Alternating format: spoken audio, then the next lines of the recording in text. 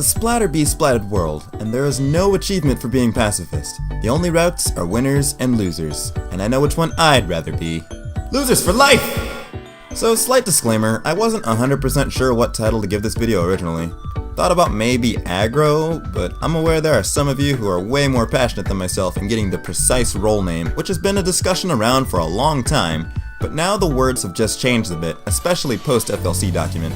At the end of the day, I care much more about the concepts, and the heated debates over the exact naming convention are just a total snooze fest to me. I'm well aware I personally have much more of a skirmisher and sometimes even utility playstyle rather than traditional slayer, but I'm also big brain enough to know that the roles are actually pretty dynamic, yada yada yada. I really don't care why a yam is actually a sweet potato rather than a potato. A snipe is a perch, or whatever. As long as it makes sense for you, that's what's important. We all learn differently, and some people need to learn to respect that. I aim to cast a much wider net in terms of simplicity for many a newcomer who may have zero idea what I've been talking about so far and don't even worry about it. And as for you higher IQ intellectuals, I'm still going to cover a lot of the different methodologies behind the various offensive ways to play. So just wanted to throw out that slight trigger warning, as this may or may not be that kind of specialty video you desire. And I'm going to be sticking with saying Frontline a lot. However, I will be including a link in the description to the previously mentioned FLC document, as it does do a good job at painting a much more in-depth picture and has a thought-provoking perspective on how different roles work. But now, let's get into how to splat some fools. So on average, I can already give some good advice by simply saying, don't get splatted as much. And I know that's something simple and obvious and important for everyone, but I can't even begin to emphasize how truly important that is, and how little regard most people have about survival, especially when you are frequently going to be engaging the enemy as a frontliner. If you're not in play, that means you're not doing anything, and as someone who is supposed to be part of the main offense, you need to be present and opening up the opportunities for the rest of your team. And if you fail in that aspect, everything else the rest of your team may be trying to do will be that much harder in a 3v4. Sometimes this can be referred to as a term you may have heard on occasion called feeding, and that is the #1 reason I feel most teams or players lose games. It's such an easy thing to do, and some people genuinely aren't aware they're doing it, making things that much harder on themselves and their teammates. One of the best decisions I made for myself early on during my quest to get good way back in Splatoon 1 was the conscious decision not to get splatted as much, not to settle for a trade. I couldn't consider a play good unless I was able to survive the engagement. So you may be wondering, what exactly does feeding look like? Well, it takes on a few different forms, but one of the most common that I see all the time in solo games especially, is super jumping back into play. Now this is coming from someone who hardly jumps, for better or worse, but I'll say that I'm a lot better at getting into effective positions than the average squid by simply swimming back into play. And I won't deny that sometimes jumping in can be quicker, but sometimes I see players jump for almost no reason. Like, why would you jump to basically the edge of your spawn? This person had less player input traveling through the sky, and less awareness for the situation they dropped themselves in. And they were powerless to do much of anything when literally all they had to do was just respawn, swim forward, and look around a bit. That would have gave them a much better fighting chance. I'm sorry to have to put this next person on blast, but just check out this situation. Walleye Splat Zones is an already pretty unforgiving map mode, and in only the first minute of the game, we're already down to 30 points left on the zone.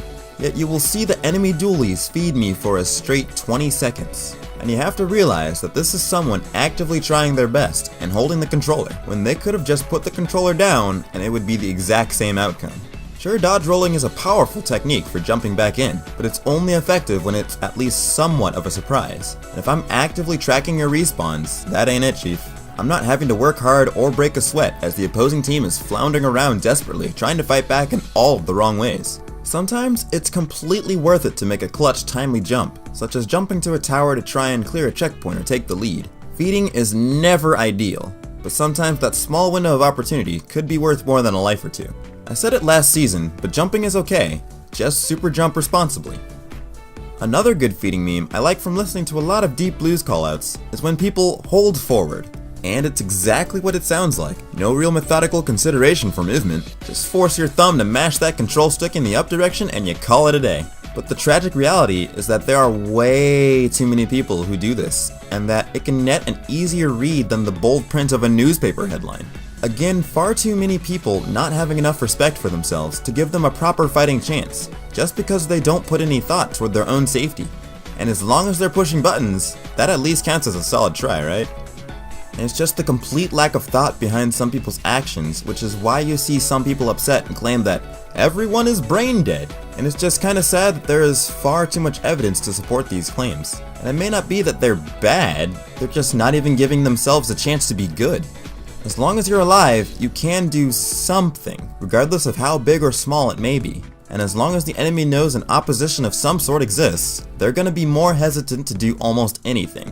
And it should go without saying that that is a good thing. But if you're no longer in commission, those moments increase the opposing team's chances to win against you by 100%. I mean, I guess technically only 25% since 4v4, but you get the idea. TLDR, they gon' do better if you know there. So now that I've just told you some of the things of what not to do, let me tell you how to frontline. Just force your thumb to mash that control stick in the up direction and call it a day.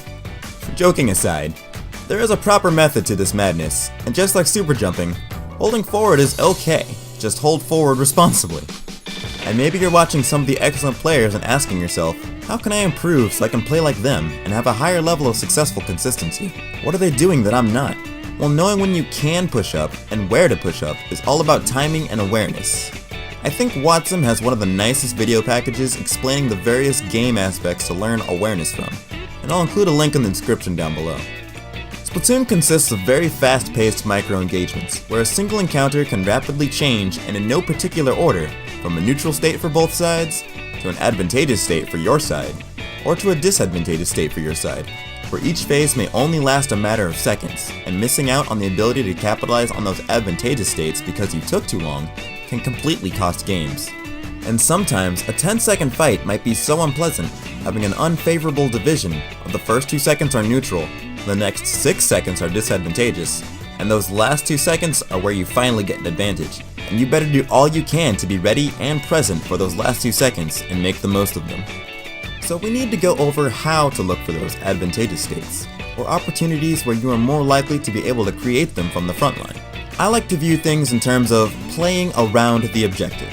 The main objectives are the prize that both teams have their eyes on, so lots of attention will be focused on them, and there are times they absolutely cannot be ignored, creating openings elsewhere.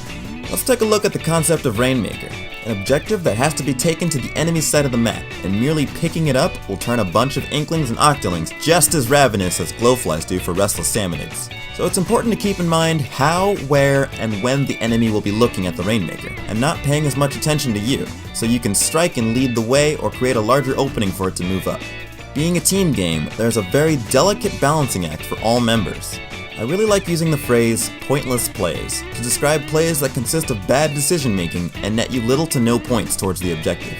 Just look at how big of an opening is provided, yet due to the disconnect my team has for how long it takes to get objectives done, all because one person got away from me in the extra moments that were committed to some of the specials. You can be the absolute best slayer in the world and arguably doing your job as best you can for as long as you can, maybe even holding your own 1v4ing the entire enemy team, but you can't do everything.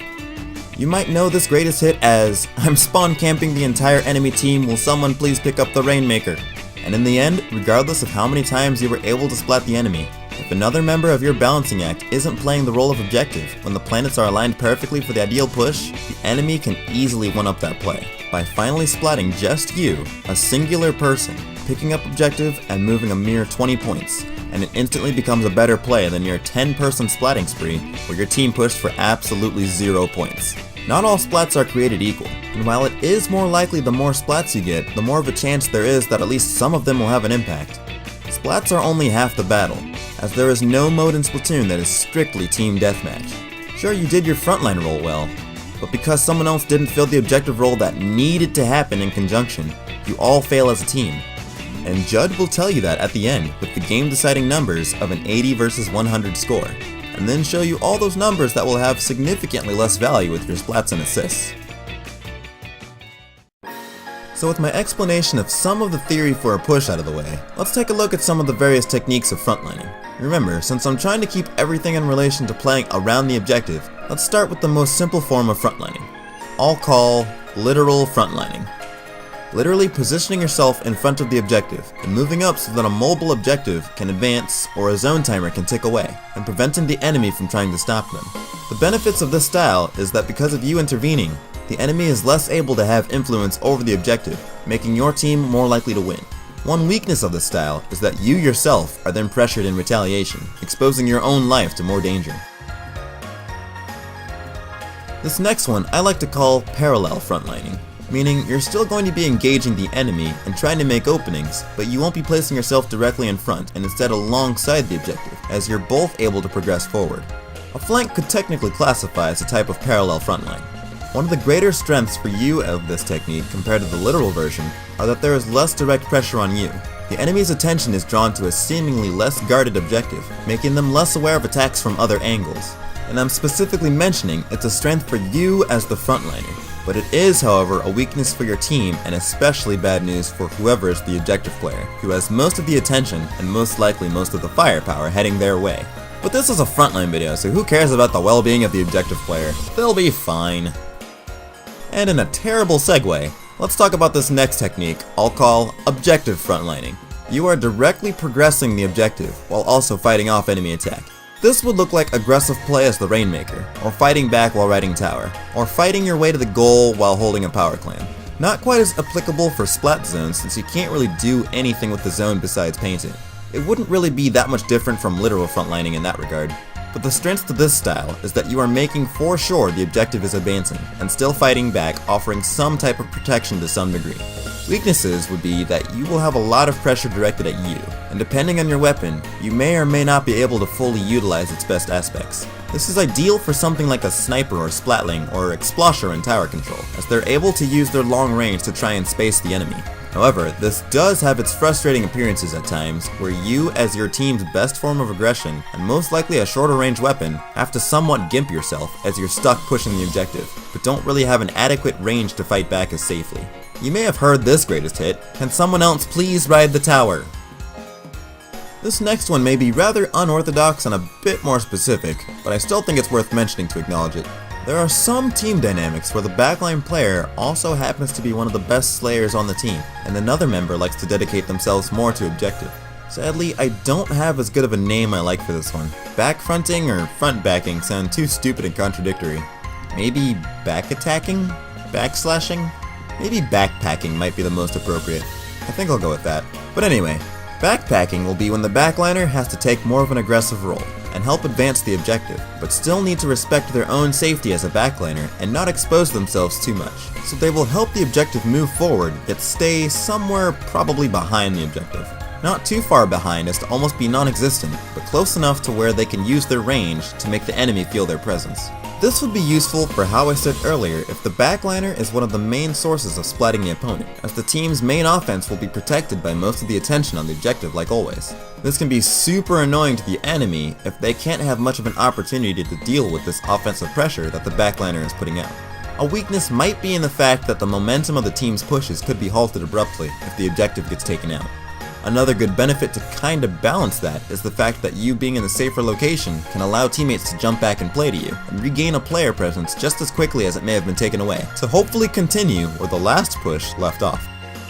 And the last type of frontlining I want to talk about that is arguably one of the most important methods that a frontliner needs to be able to confidently execute, I'm going to call preemptive frontlining. This one doesn't necessarily have much direct relation to the objective, and more so dependent on which phase of battle a game might be in.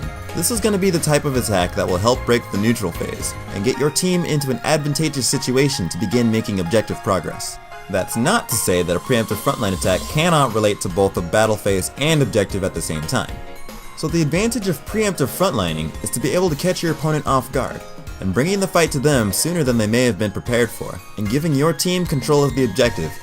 On the flip side of what this method can provide, the disadvantage of not being able to execute this plan of attack properly is what will immediately begin to put your team in a disadvantageous state as you get splatted, losing your engagement, and your team drops to a 3v4 player status. Essentially, failing to execute this tactic could result in more of a preemptive feed rather than an attack. This is the area that you see the offensive players on top teams execute so well, more consistently than not. And the fact that they are so confident in their ability to always nail a preemptive attack is honestly what makes them so scary to play against. You know they're out there coming to get you, but they're confident enough that they're going to outplay you, and there will be nothing you can try to do to stop them. However, that is never the case, as we're all players in the same game with the same options pushing the same buttons. But I do believe that having the courage to know how to do your role properly goes quite a long way. So as we're now nearing the end of my frontlining lecture, I think I'll go ahead and move on to breaking down specific examples of my use of some of these techniques play by play, after I let them play out naturally in real time. While I will mainly be trying to highlight one particular method at a time, there's absolutely no reason a frontline attack cannot be or should not make use of multiple styles at the same time, depending on what a particular circumstance might call for, as the best method since fights can change rapidly. Oftentimes, I find that preemptive and literal frontlining will go hand in hand, and to add on to that, there is no reason multiple members on the same team cannot utilize these different styles at the same time as well, such as someone being a literal frontliner, while another person does a parallel frontline attack from another area, just to name an example. So for these breakdowns, let me retrace my steps in the same order I introduced them to you, starting with literal frontlining.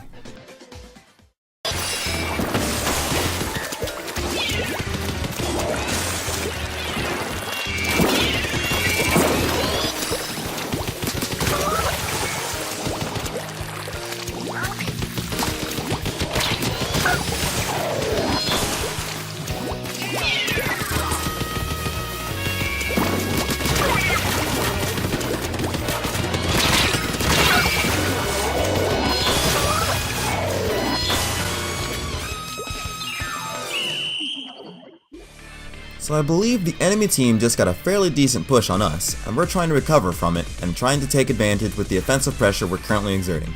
My teammate's Inkjet is putting a lot of pressure directly on their streak, acting as the literal frontliner in that moment. And I take this as an opening for us to clear the micro objective of moving the Rainmaker from the right elbow over to the left elbow, usually the more favorable path on Rainmaker Camp Triggerfish. And with the objective moving in a new direction, it's now my turn to become a literal frontliner, directly leading the Rainmaker and making sure it can move, whether that be painting a path or clearing enemy obstacles. But now I see my teammate engaged in battle with what appears to be one enemy. They were in a pretty neutral state, seeing as how it was a 1v1, but now that we have arrived providing backup, the situation has almost turned into a 3v1, so it's in our best interest to try and win this battle before any enemy reinforcements arrive. Knowing how time sensitive this advantageous opportunity is, you'll see me not really take full advantage of utilizing a true 3v1, as I'm deciding to take up a preemptive frontline attack, and I hard commit to pushing this enemy alone. I may have very well lost this 1v1, but I took this risk for several reasons. 1. Even if I did fail here and go down, the Rainmaker would still have someone left to protect it. 2. My opponent may not be able to quickly discern that I'm challenging it to a 1v1, as it sees multiple enemies, so I'm able to have my 1v1 disguised as a 3v1. And I don't know about you, but I certainly would not be feeling nearly as hopeful in winning a 3v1 comparatively. So before they're able to start feeling brave, I wanted to take advantage of their paralysis from the implied 3v1 pressure. And my slight adjustment to a preemptive frontline attack pays off, and I shift back to more of a literal frontline role, moving us forward. So now I'm faced with a decent amount of enemy ink, and while I could take a bit of extra time to make sure there are no hidden enemies sharking, I know for a fact that there are only 2 enemies that I have unaccounted for, and I decide to gamble that there are no enemies hidden directly near me, and my reasoning to support this is the fact that no one came to help the dually squelcher earlier, and I want to take as much advantage of the space to move up that is seemingly presented to me. However, I then have to think about the best remaining options the enemy has left to attack with, either from directly in front of me, off to the right coming through the ink rail, or from behind. I like to believe that the teammate that I had come to help earlier is in a better position to deal with anyone from behind, so I entrust that to them. I'm not yet close enough to effectively deal with anyone coming from directly in front, so I decide to give some focus to the ink rail, as it's the one I'm currently positioned to have the most influence over. While I normally like to shoot ink rails to cut off the enemy's access to them altogether for a few moments, I'm using the Kenza 52 gal, which just barely has the reach to hit it, and takes an extra bit of time that I would rather fully commit to moving forward. So I once again adopt a slight preemptive frontline roll, and just decide to fire a few shots towards the rail. Not at all because I know anyone is there, but strictly off the fact that it's a quick option they have to try and stop us in this particular position, and I know I would use it myself. And lo and behold, my precise timing matched up perfectly with one of the enemies whose location I didn't know and the time they decided to attack. We happen to be the same weapon, but luckily with me thinking ahead, I'm rewarded with a first strike, putting me a shot ahead, and the fact I was pushing with the Rainmaker, which may have been their primary target, it's possible they may not have been preparing for me at all, giving me double advantage of having prepared ahead, and for them having to reshift their focus from objective to me. You'll see me stop briefly on this block, which allows me to catch my breath for just a sec, but also allowing me to refill my ink and letting me have enough left in the tank for more shots and a splash wall. Was it an important step in the grand scheme of things? Hard to really be able to say, but I've made two good educated guesses not having to turf the enemy ink earlier, and covering the ink rail, so I've saved a lot of time already, and I afford myself to recover fully. And you see me do it again, as I did throw out my wall, which gives me a few more seconds to prevent enemy attack and refill my ink. However, I'm aware there's a glaring hole in this current engagement with the blocks on my right side. The enemy could easily climb up there and then attack us around my wall, well within the range characteristics of an Octobrush. I don't see them currently doing that, but I'm pretty sure they will, so I again switched to a preemptive attack, and decided to take the block for myself. And it paid off as the brush intended to strike from exactly where I thought they would, but I now find myself immediately thrown into another 1v1. It was technically a 1v2 the whole time, as they were either waiting out the wall or for us to move up close enough. But because I took advantage of the flow of battle, I quickly eliminated an enemy, turning a 1v2 into a much more neutral 1v1 situation. While it's unfortunate that my RNG came into play here a bit, I was still able to clutch out a trade, not falling victim to one of the Dually Squelcher's key features in terms of its range. And it's okay that I got splatted here, as I was able to open up a path for the Rainmaker to achieve not only our immediate objective of needing to take the lead, but the main objective of winning the game altogether. And if you remember way earlier, I was okay with trading with the Dually Squelcher a long time ago, but my extra bit of thinking coupled with a good execution enabled me to extend the use of my one life for quite some time, thanks to the timely switching of my frontline styles. What I didn't tell you is that the primary build I was using contains lots of quick respawn, as well as stealth jump, which probably helped me feel much more comfortable taking so many calculated risks.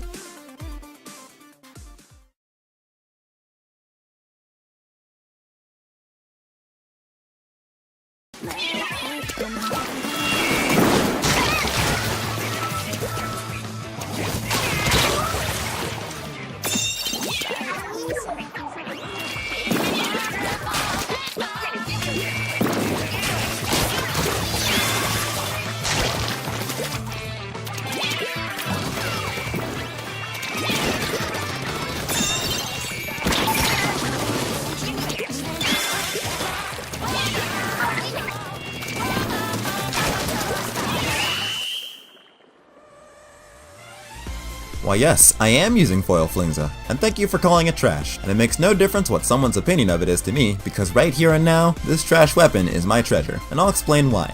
Arowana Mall is a multi-tiered elevation map, and the tower control dynamic is a perfect example of how parallel frontlining will be more effective to me than literal frontlining. The main objective is of course to push the tower, and in order to do that, I'll have to secure various micro-objectives that will lend themselves to achieving the main objective. With the way Arowana Mall is structured, there is plenty of room along the sides to post up and mount a defense to stop the objective, so my goal is to cut off the most direct path, which would be our top right. So just before this clip started, you see I fired off Tenta missiles. And while I would usually expect the enemy to approach from this area anyway, the extra info granted by Tenta missiles is direct tracking of the enemy location, so I don't have to guess and I can tell exactly where they are, where they want to go, and when they will arrive somewhere. To emphasize that last part, the first action you see me do is plant a suction bomb at the exit to the enemy's route, and as they probably can't see it, especially while being panicked by both a moving tower and locked on by missiles, they're not sweating such a small detail like a bomb. Great kit synergy between sub and special, one that has an area of denial and the other that forces movement, and combined together, you can force your opponent into an area where they can't exist. And when applied to a frontline role position, that extra information can almost guarantee you a successful preemptive attack. And from here on, you'll see the enemy unintentionally start feeding me. Another enemy saw their teammate was in a seemingly safe and relevant area to defend against the tower, not thinking that the area might be getting compromised. But the initial member got eliminated early and allows me to move up close and personal. And I'm a roller, by the way, so you can probably guess how that's gonna end. So we managed to wipe the enemy, leaving me with nothing immediately pressing to do and be more aware of my surroundings. I see a beacon and decide to take it out. In almost every build I have where I'm using bombs, I like to put on at least 3 subs of sub power up to be able to throw bombs further, as having an even better range option cuts down on a lot of the risk of having to be up and close to be relevant as a roller. Since I never needed to get close to the beacon, it most likely never had the opportunity to reveal my location to the enemy, and I know for a fact that the enemy was looking at the map at some point, because sure enough, there's a jump on the way. As of now, my main micro objective is to make sure the enemy cannot approach the tower from the top right, which I've been succeeding at thus far. With that mission accomplished, I have to see how I can help out the tower and push from where I currently am. Since I'm a roller, that would normally mean I would probably have to try and jump across the gap and attack the two enemies on the top left directly. Not exactly the safest option. But not so with me choosing the foil flingza. I can use my sub-weapon that I already stated I can throw further than normal to attack for me. And benefit of the foil flingza is that I can paint a crap ton towards meter per vertical flick. And combined with me being able to throw out a ton of bombs at low ink cost due to sub-saver, I'm gaining quite a lot of meter at almost all times. And combined with missiles being a cheap special to build for, I can easily keep up a long-range pressure that is usually not attributed to a roller class weapon. While it looks like I may have wasted my missiles on someone who was already splatted, a good thing about the delayed missile landing time is that they can align quite nicely with anyone who may have been jumping to the initial target. Not something I'm sure a lot of people worry about, and a habit I can pick up on from this relatively short amount of time is that the enemy crack-on roller loves jumping in, so I was able to be a watchful protector of the tower, being a key part of our offense from afar, without having to be directly near the tower covering the map's key areas and the micro-objectives that allowed for smooth sailing.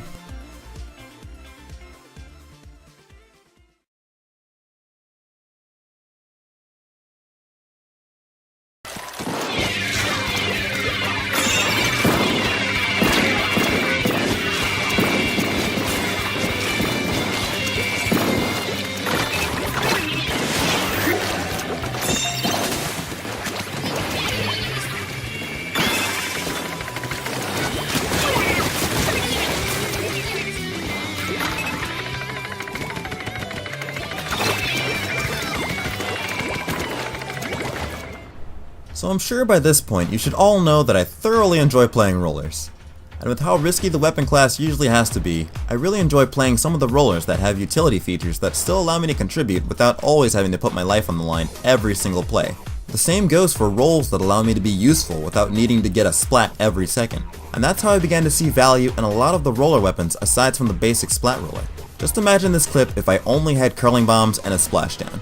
Now I see some players who have a severe allergic reaction to riding on tower and avoid it like the plague, and to go with the reason I mentioned a while back, having to slightly gimp the ideal effective range of your main weapon is a complete deal breaker for them. But isn't it great when you have a kit with other tools that can help make up for those shortcomings? It's a fact that someone has to ride the tower, and sometimes that person needs to be you, no matter what weapon you have. The role your team needed you to play was to play objective. Are auto bombs the most impressive sub-weapon in the game? Not really. Is Inkstorm the most flashy special that allows me to completely destroy someone at the press of a button? Not usually, but they are something I can use to provide at least some ounce of pressure on the enemy and support my team. I personally have no issue playing objective, and I enjoy knowing that I'm gaining points that will bring us closer to victory, and it's even better when my team is able to take up other aggressive roles that help me continue to push. Another reason I enjoy playing objective as a roller is that usually, it's me having to go to the enemy, but this is an instance where the enemy is forced to come to me, and you'd be surprised how many people don't realize they're running right into the lethal range of a roller. And there's nothing quite like the amount of privilege a roller has being able to easily squish people who have to climb on tower.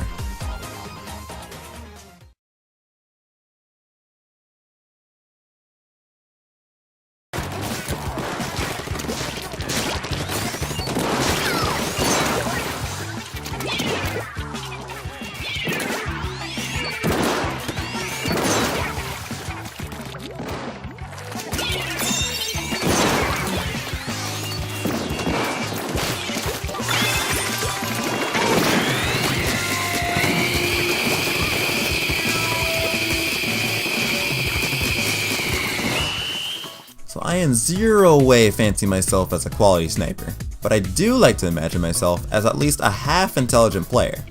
So I try to outplay my opponents by outthinking them to try and make up for any skill deficits. I honestly don't freshly remember the details of this clip too well, but it's still clear enough to me to understand why I was making the choices I did. We've apparently done a pretty good job of pushing tower up to this point, and we've got pretty good coverage in our positioning. One person off to the left watching any attacks from mid, another down below me in front of the tower, and me up above able to provide cover for my teammates and a pretty good angle on all possible entries for the enemy, who is currently 2 members down, cutting on how much activity to account for. And of course, someone riding tower making all of this time worth it. So our immediate ground frontliner goes down, but my other grounded teammate is able to shift over to try and revenge, and I'm also attempting to pressure from above in a safe place where they just kinda have to tolerate my existence and can't easily get back at me. So the enemy did a good job at taking out both grounded troops, and unfortunately it took me a while to land the shot, but I was able to avenge my fallen comrades. So again, only 2 more entities to account for. The enemy sniper, whose location I can see, but also whose range can't reach me, and an unknown Luna Blaster.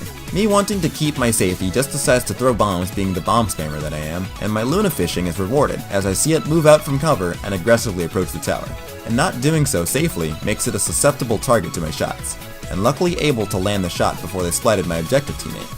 So I'm actually playing a mind game right now, purposefully staying in this location, not only because of the amount of relative safety I've been afforded, but also to draw the enemy sniper into a position to confront me, fighting on my terms. And luckily, my patience is rewarded as they think they can try to put the moves on me, but everything is going according to Keikaku. Unfortunately, I do immediately ruin Keikaku, as I was planning to just throw the bomb and splat them with that, but it's not all bad, as that bomb was able to space them and line them up perfectly so that I was able to land a clean snipe, and I even got a collateral, so technically my luck outplayed me. This was a win-win situation. Either I made the sniper not want to move and let me keep terrorizing the enemy safely, or I draw them in and keep their attention off tower.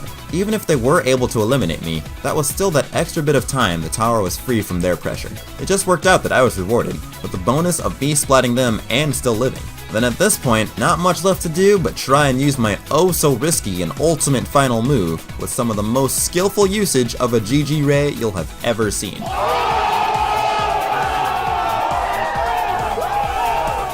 I was successfully able to keep pressure on the enemy, helping the objective advance, and keep myself safe and alive.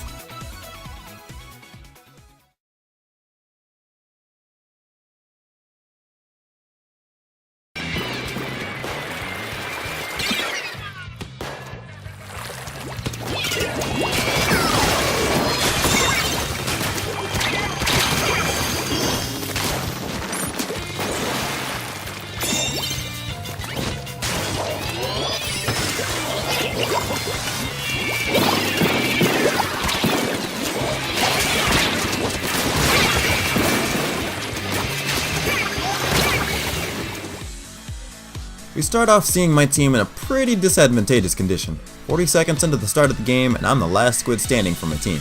So being in such an advantageous 3v1 situation, the enemy sees this as a good opportunity to begin their push. And why shouldn't they? So I decide to make a serious risky play, trying to catch them off guard while they think they're in such an almost untouchable state.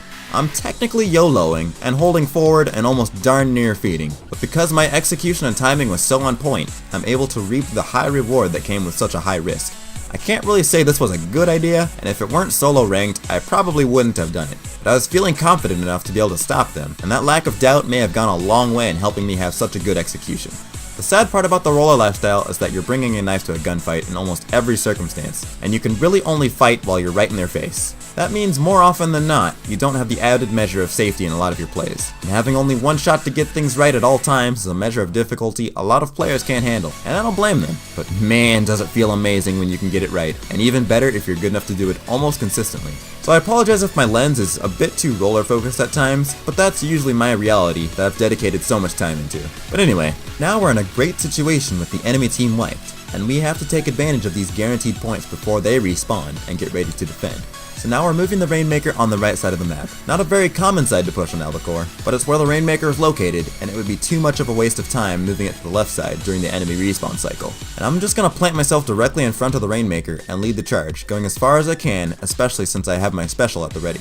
Bubble Blower is such a great flexible special that provides defensive protection to add in objective progression, as well as being able to act as a giant offensive bomb. And there aren't many weapons that can take such good advantage of the offensive side of Bubbles, as well as the Kenza Splat Roller, a weapon that more naturally likes to be towards the front line than compared to an Explosher or heavy Deco Splatling. Sadly, I used them a bit early as I expected to be meeting more ranged resistance early on, but I just gotta roll with it at this point, and I can make the most of the situation by pushing up through the cover I've created for myself, getting me right on their doorstep and ready to wreck shop like only a roller can in CQC. So even though there were aspects I could have gotten better, my preemptive frontlining came at a good enough time to where their defense wasn't prepared enough for my slightly unoptimal attack. And considering how this entire scenario started with my team being practically wiped, I think I can be more than satisfied in my contribution to the 7 splat streak and 52 objective point play.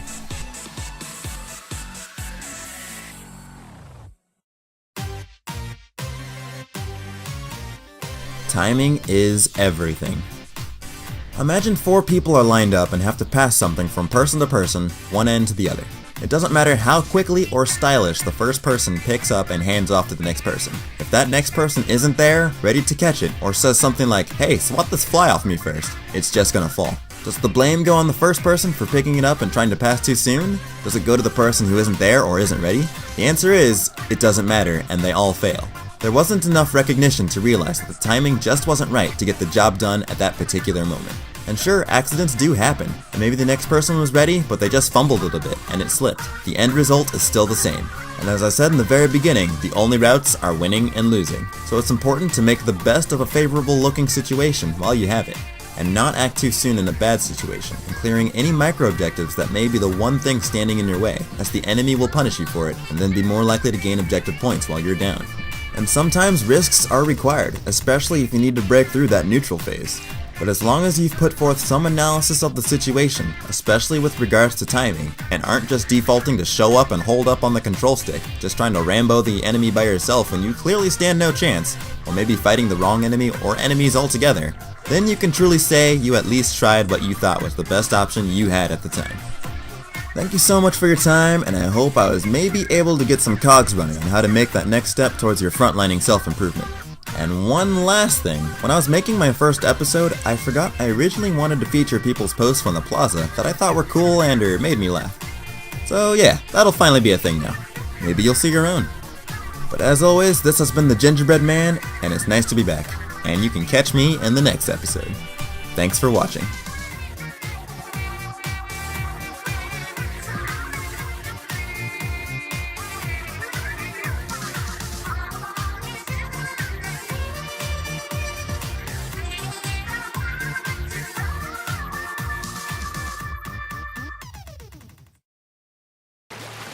Alright, you got this. You're the best frontliner ever.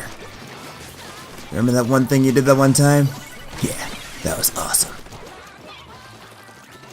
Take a deep breath, and let him have it. Move over, Arashi. Here comes bread.